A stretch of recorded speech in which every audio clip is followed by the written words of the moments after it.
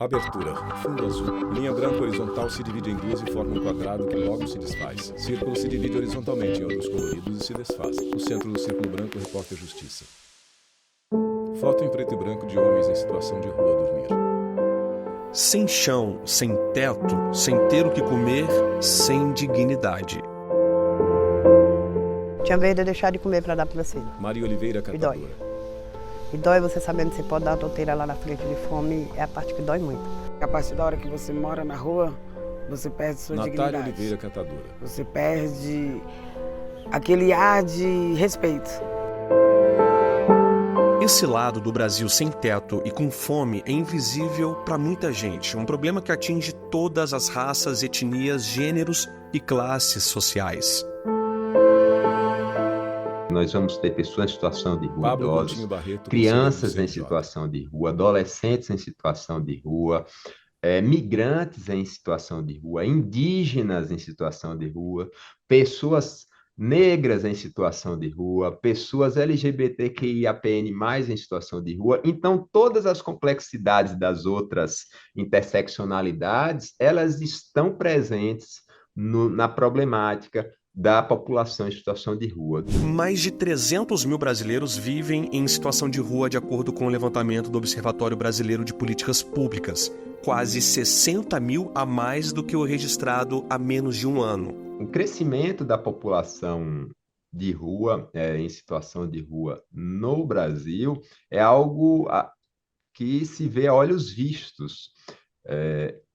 Em menos de 10 anos, enquanto a população brasileira, segundo os dados do IPEA, apresentado na DPF 976, cresceu em torno de 11%, a população em situação de rua cresceu mais de 200%. São Paulo é o estado com o maior número de pessoas em situação de rua, 126 mil. Em seguida, o Rio de Janeiro, com quase 30 mil. E em terceiro lugar, Brasília, com mais de 8 mil. Aliás, a capital federal tem a maior taxa proporcional, com 3 pessoas em situação de rua para cada 1.000 habitantes. Ninguém Rafael tem o plano Seba, de mestre estar em em situação de planejamento. rua. Esse não é o projeto de vida de ninguém. Pelo contrário, as pessoas projetam ter um bom trabalho, ter uma boa casa, constituir uma família. Ninguém pensa, olha, daqui 2 anos, daqui 5 anos, eu quero estar sem uma casa para viver.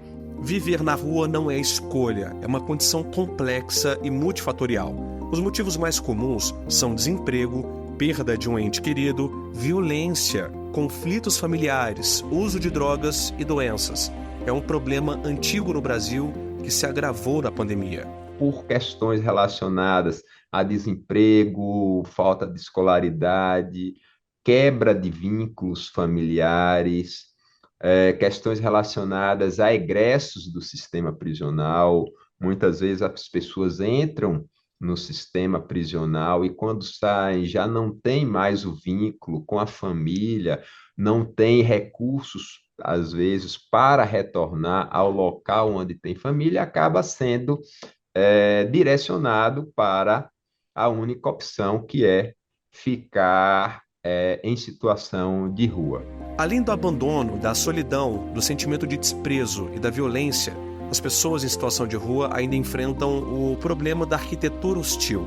A maior parte das pessoas nesta condição vive nos centros urbanos, em praças, embaixo de viadutos, pontes, e muitas vezes esses espaços públicos reforçam a desigualdade e tornam as cidades menos inclusivas, com estacas de ferro, pedras e outras intervenções. A arquitetura hostil é uma maneira de Frederico declarar Flósculo, professor a da Faculdade perda de do Arquitetura controle e do Urbanismo, espaço. UNB. Então você acaba gerando um ambiente hostil e, na verdade, a arquitetura hostil atinge a todos. Uma cidade que tem arquitetura hostil, por mais localizada que seja, é ofensiva à sua própria comunidade, à sua própria Leonardo Ferreira, população. Brasília, DF. Quase 70% das pessoas em situação de rua registradas no Cadastro Único são negras. A maioria homens, entre 18 e 59 anos, que sobrevivem com menos de R$ 110 por mês. Os dados mostram ainda que 14% têm alguma deficiência e a maior parte não terminou o ensino fundamental.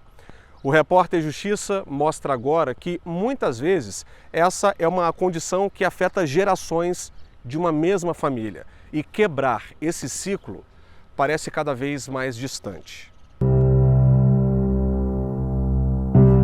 Um rosto marcado pelo sofrimento.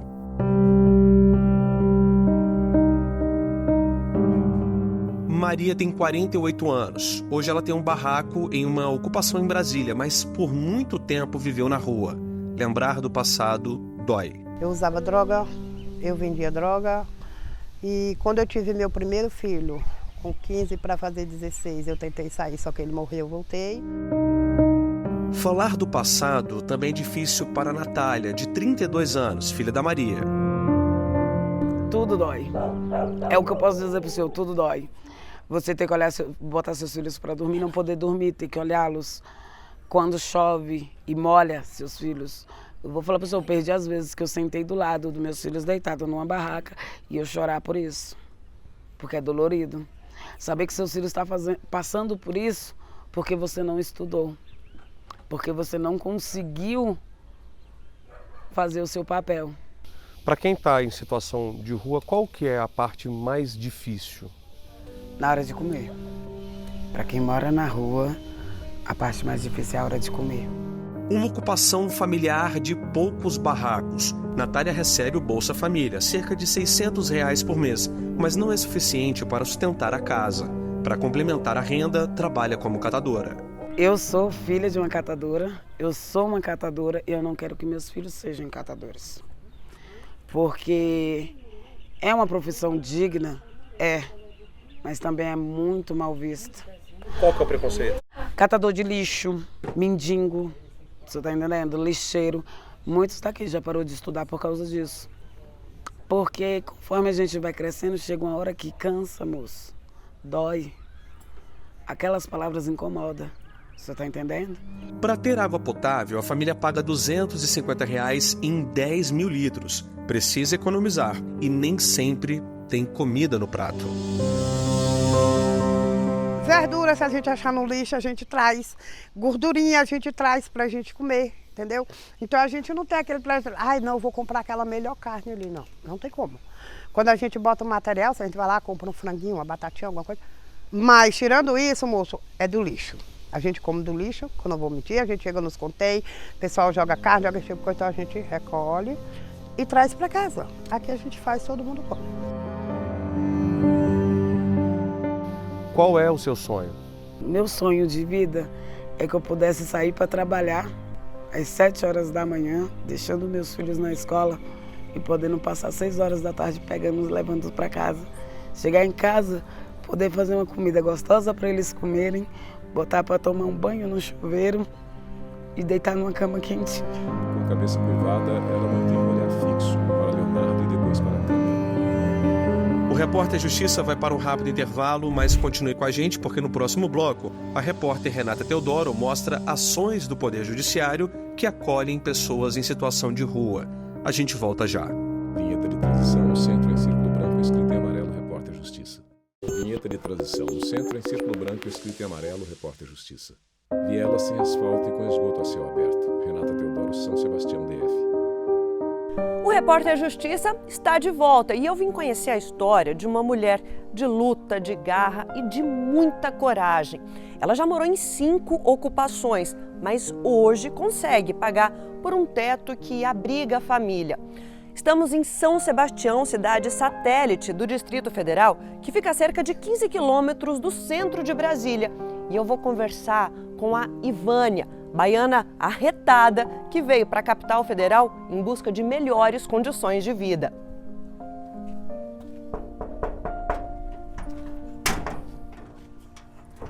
Oi, tudo bom, Ivânia? Licença, tá? Tá invadindo aqui tua casa. Elas entram na casa de tijolos aparentes e fiação exposta. Ivânia Souza Santos, 41 anos, dona de casa. A maior parte da vida dessa mulher foi entre a luta por moradia e a busca por dignidade. Na Bahia é muito escasso o trabalho lá, né? E meu marido ele já morava aqui, trabalhando como um reciclador. Só que ele falava que era difícil viver aqui dentro por causa das derrubas. Mas mesmo assim, para nossa família não estar separada, eu quis vir para cá. E eu vim para cá. Só que quando chegou a primeira derruba, eu senti uma pessoa vulnerável, assim, vulnerável, que eu quero dizer. Uma pessoa que não tinha capacidade de lutar nem por si, nem pelos outros. As derrubas das quais Ivânia se refere são as operações de retirada de ocupações em áreas públicas. Órgãos do governo são os responsáveis por remover essas estruturas erguidas nas ocupações irregulares. Ivânia já morou em várias delas e também presenciou esse tipo de operação. Eu nunca vi uma coisa tão triste. As pessoas chegavam com aqueles caminhão, derrubavam, pegavam tudo. Comida, colchão, roupa. Tudo que eles pudessem pegar, eles pegavam. E quando eu cheguei de lá, que eu saí de lá da Ponte JK, que eu cheguei na ocupação, que eu vi nada. Nem roupa, nada. Eu fiquei pensando, e agora? O que vai ser de nós? Ivânia não é a única. A crise habitacional no Brasil é uma das expressões mais dramáticas das desigualdades sociais que marcam o país. Com isso, a atuação da Justiça vai além da simples aplicação da lei. Entendendo essa complexidade, o Conselho Nacional de Justiça lançou em 2021 o Programa de Atendimento às Pessoas em Situação de Rua, o POP Rua Ajude.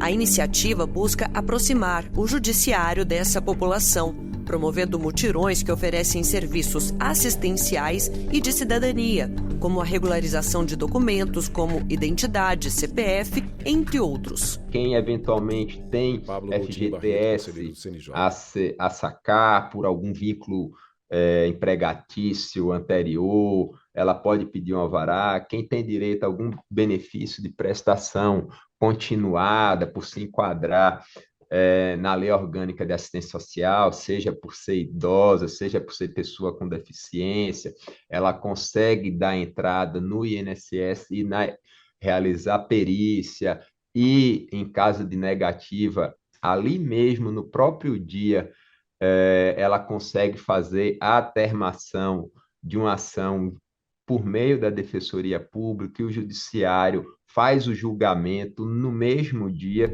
Além disso, o POP Rua Ajude se baseia também em uma premissa de sensibilização dos servidores da Justiça, em ações que promovam o respeito à dignidade dessas pessoas. É preciso que nós tenhamos um olhar mais cuidadoso, mais humanizado para essas condições, de forma a não prejudicar ainda mais os direitos dessas pessoas. No fim das contas, o objetivo, seja do judiciário, do executivo e de organizações da sociedade civil, é garantir que as pessoas em situação de rua ou vulnerabilidade social, muitas vezes invisíveis aos olhos da sociedade, sejam vistas e reconhecidas. Mulher estende a mão pedindo esmolas. Eu acho que a gente vai ter que mostrar para as pessoas que existe muita gente, que existe as pessoas que eles acham que é invisível, né? Pode ser invisível para a sociedade. Então, naquele tempo não tinha celular digital para a gente poder gravar os descasos que o governo fazia com a gente e postar, não é? O registro dessa realidade é o ponto que costura a história da Ivânia e da Maria. A jornalista é fundadora do projeto BSB Invisível, que tem a finalidade de dar voz às pessoas em situação de rua por meio das redes sociais. A nossa proposta Maria é mostrar Bato, que cada um tem uma história, que cada um tá na rua por um motivo, que cada um tem uma necessidade, sabe? Que não tem como a gente contemplar todas as pessoas em uma única bolha, falar que, enfim, todas precisam exatamente das mesmas coisas, que não é. E a gente também trabalha muito a questão da democratização do lazer, de tentar levar alegria, momentos que vão ser experiências, ficar na memória das pessoas, normalmente em datas comemorativas, em ocasiões assim mais especiais, digamos. As duas se conheceram num momento oportuno e delicado ao mesmo tempo. Foi quando, em 2019, Ivânia notou um caroço no seio. O problema é que o câncer só foi descoberto e tratado a partir de 2022. Porque assim, eu não conhecia a Maria, quem conhecia era uma amiga minha da ocupação. Aí ela falou, não, eu vou conversar com a Maria vai te ajudar com essa medicação. Aí a Maria veio, conversou comigo e aí levou a receita e trouxe a medicação. Aí foi assim que eu conheci a Maria. Aí já peguei amizade com ela e já comecei a falar com ela, porque a gente sofria na ocupação. Maria conta que a proposta do BSB Invisível é exatamente essa: oferecer, na medida do possível, tratamento humanizado e individualizado para as pessoas em situação de rua carentes de orientações. Essas pessoas precisam ser encontradas, elas precisam ser ouvidas antes de mais nada. Porque só elas sendo ouvidas, a gente, enquanto comunidade, enquanto sociedade e o governo, enquanto Estado, consegue dar a assistência necessária depois que elas forem identificadas de forma correta. Hoje, a família da Ivânia tem onde morar, mas ela já não consegue mais trabalhar por conta do cuidado com os filhos e das dores que ainda sente no tratamento contra o câncer de mama. Era bom demais trabalhar, fazer faxina, mesmo a pessoa tinha vontade de fazer as coisas. Hoje eu não aguento nem lavar uma roupa aqui em casa, que quando é de noite eu já estou sentindo muita dor. Então eu não estou vivendo. Eu estou viva. Ivânia é o retrato da mulher brasileira, preta, de baixa renda, que luta diariamente por dignidade, segurança e um pouco de paz e tranquilidade para seguir em frente. Eu ainda vou estar vivendo um dia. Hoje eu estou viva e amanhã eu vou estar vivendo.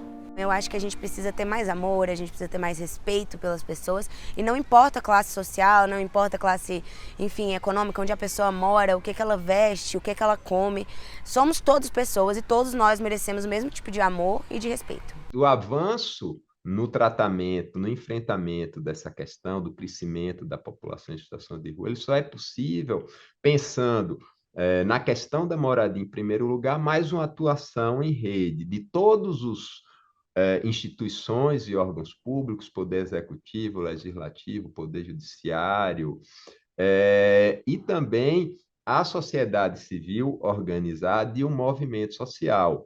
Nenhum deles sozinho é capaz de enfrentar toda a complexidade que as interseccionalidades relacionadas à população em situação de rua se faz presente. Ivânia e uma criança de colo acenam da porta de casa para a câmera. Na rua sem asfalto corre esgoto a céu aberto. E assim eu encerro esse bloco. Mas fica comigo mais um pouco, porque já eu volto para mostrar uma iniciativa que acolhe por meio da educação e transforma as vidas de muitos que já não tinham mais motivos para sonhar.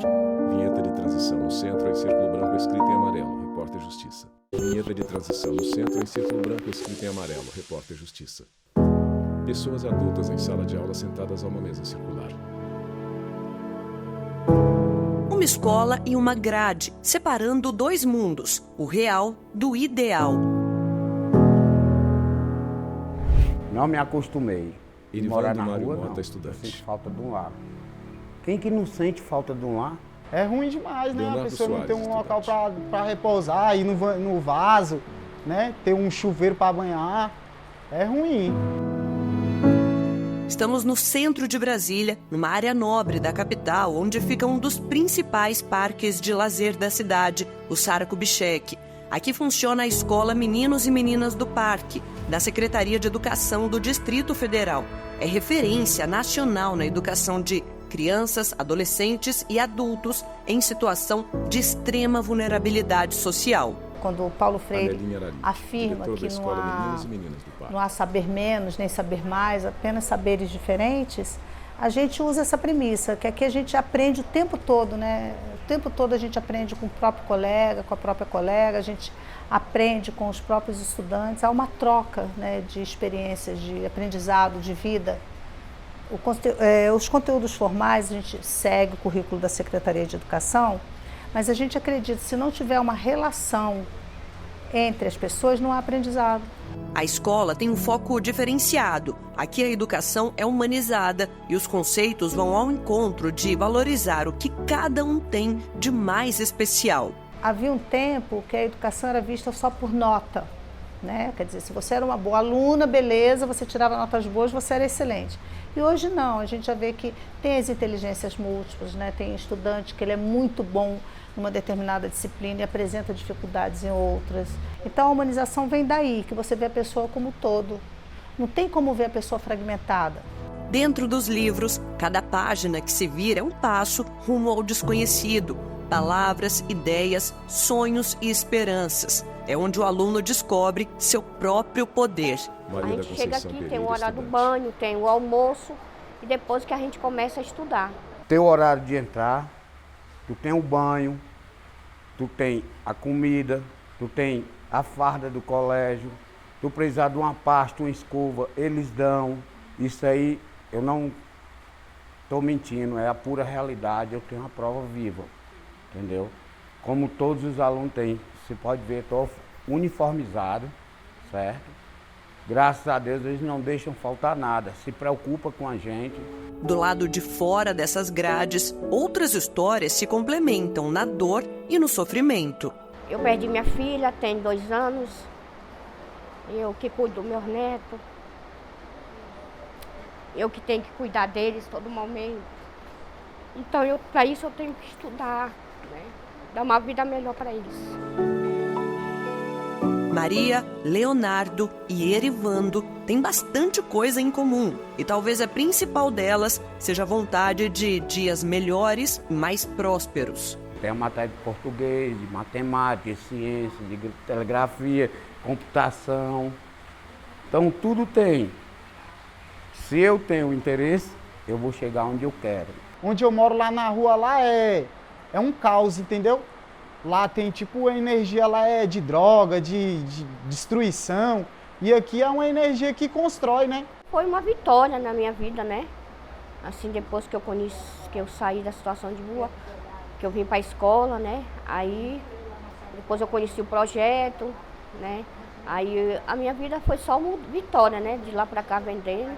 E o sonho que eu queria terminar meu ensino médio. Aí aonde eu consegui, estou conseguindo aqui, né?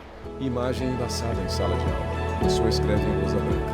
A imagem torna-se nítida. É a repórter Renata Teodoro. E ela escreve educação e esperança. Educação não é só investimento no potencial humano, é a garantia de sonhos realizados. Esperança não é apenas um sentimento, é uma expectativa palpável.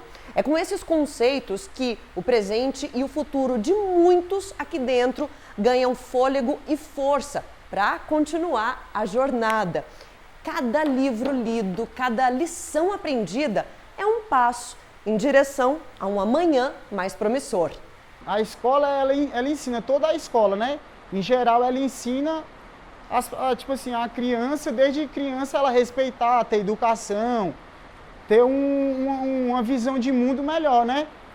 E eu vejo que aqui eu vou terminar meus estudos, se formar e fazer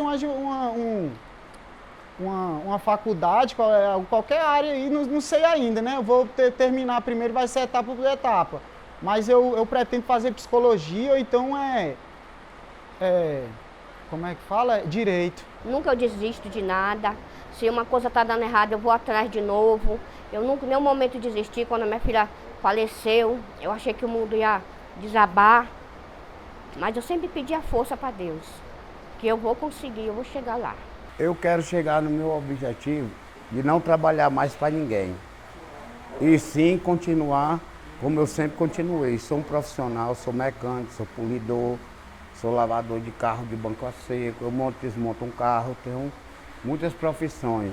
Uma escola, uma porta aberta, uma janela de oportunidades. O que eu observo muitas vezes é que o aluno, independente da idade, ele vê o professor ou a professora como espelho, né, em algo que estava perdido lá atrás, ele se reencontra na escola. E isso para a gente é gratificante, esse reencontro, né, de saberes. Os alunos sorriam enquanto folheiam sentados à mesa. E assim eu encerro o programa de hoje. Mas antes eu quero saber se você já está seguindo a gente no Instagram. Anota aí, @Rádio e TV Justiça. No YouTube o canal é o mesmo. E se quiser entrar em contato com a nossa produção, o e-mail é o reporterjustiça@stf.jus.br. Até a próxima!